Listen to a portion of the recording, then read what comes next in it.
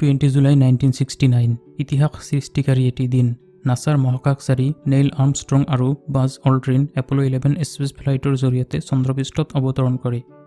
ইয়াৰ পিছত 19 নৱেম্বৰ 1969 তাৰিখত এপলো 12, 5 ফেব্ৰুৱাৰী 1971 তাৰিখত এপলো 14, 30 জুলাই 1971 তাৰিখত এপলো 15, 21 এপ্ৰিল 1972 তাৰিখত এপলো 16 আৰু 11 ডিচেম্বৰ 1972 তাৰিখত এপলো 17 স্পেচ ফ্লাইটৰ জৰিয়তে মহাকাশচাৰীসকলক চন্দ্ৰপৃষ্ঠত অৱতৰণ কৰোৱা হয়।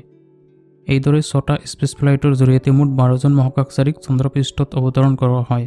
কিন্তু প্ৰথম সফলতম এপলো মিছনৰ 6 দশক পিছত আজিও এনেকুৱা লোক আছে যিসকলৰ মতে মানুহ কেতিয়াও চন্দ্ৰলৈ যোৱা নাই। দ্বিতীয় বিশ্বযুদ্ধৰ পিছত যুক্তৰাষ্ট্ৰ আৰু তৎকালীন ছোভিয়েট সংঘৰ মাজত শীতল যুদ্ধ বা কোল্ড ৱাৰ চলি আছিল। ইয়াৰ মাজতে 4 অক্টোবৰ 1957 তাৰিখত ছোভিয়েট সংঘই পৃথিৱীৰ প্ৰথম কৃত্ৰিম উপগ্ৰহ স্পুটনিক 1 মহাকাশলৈ পঠিয়ায়। ইয়াৰ ফলত যুক্তৰাষ্ট্ৰ আৰু ছোভিয়েট সংঘৰ মাজত মহাকাশ প্ৰতিযোগিতা বা স্পেচ ৰেচ আৰম্ভ হয়। কিছুমানৰ এইটো বিশ্বাস যে চন্দ্ৰপৃষ্ঠত অৱতৰণ বাস্তৱতে এক প্ৰতাৰণা আছিল আৰু যুক্তৰাষ্ট্ৰই স্পেচ ৰেচ জিকিবৰ বাবে এই প্ৰতাৰণাৰ আশ্ৰয় লৈছিল। তেওঁলোকে এইটো বিশ্বাস কৰে যে যুক্তৰাষ্ট্ৰ অখ্যাত ভিয়েটনাম যুদ্ধ আৰু বহু কেলেংকাৰীৰ পৰা জনসাধাৰণৰ মনোযোগ দূৰ কৰিবলৈও এইটো কৰিছিল। তেওঁলোকৰ প্ৰধান যুক্তিবিলাক হ'ল উৰি থকা মাৰ্কিন পতাকা। এপলো মিছনৰ ছবিত মাৰ্কিন পতাকা বতাহত উৰি থকাৰ নিচিনা দেখা যায়, কিন্তু চন্দ্ৰত কোনো বায়ুমণ্ডল নাই। নাছাৰ মতে পতাকা বতাহৰ ফলত উৰা নাছিল। এইটো উৰি থকাৰ নিচিনা তেতিয়াই দেখা গৈছিল যেতিয়া মহাকাশচাৰীসকলে ইয়াক স্পৰ্শ কৰিছিল আৰু চন্দ্ৰপৃষ্ঠত ইয়াক পুতি দিছিল। ছবিত কোনো তৰা নথকা। এপলো মিছনৰ ছবিত আকাশত কোনো তৰা নাই, গতিকে ইয়াক ষ্টুডিঅ'ত শ্বুট কৰা হৈছিল। নাছাৰ মতে মহাকাশচাৰীসকল যেতিয়া চন্দ্ৰপৃষ্ঠত আছিল তেতিয়া সেইটো প্ৰত্যেকবাৰ দিনৰ সময় আছিল। চন্দ্ৰৰ পৃষ্ঠভাগ, লেণ্ডাৰ আৰু মহাকাশচাৰীসকল সূৰ্যৰ ৰশ্মিৰ ফলত ইমান আলোকিত আছিল যে তৰাৰ দুৰ্বল জ্যোতি কেমেৰাত ধৰা পৰা নাই। ছাঁবিলাক ঠিক নোহোৱা। কিছু ছবিত ছাঁবিলাক এটা আন্তৰ সমান্তৰাল নহয়। সূৰ্য একমাত্ৰ পোহৰৰ উৎস হোৱাৰ ফলত ছাঁবিলাক সমান্তৰাল হ'ব লাগিছিল। নাছাৰ মতে চন্দ্ৰৰ অসমতল পৃষ্ঠতলৰ বাবে ছবিত ছাঁবিলাক সমান্তৰাল দেখা দিয়া নাই।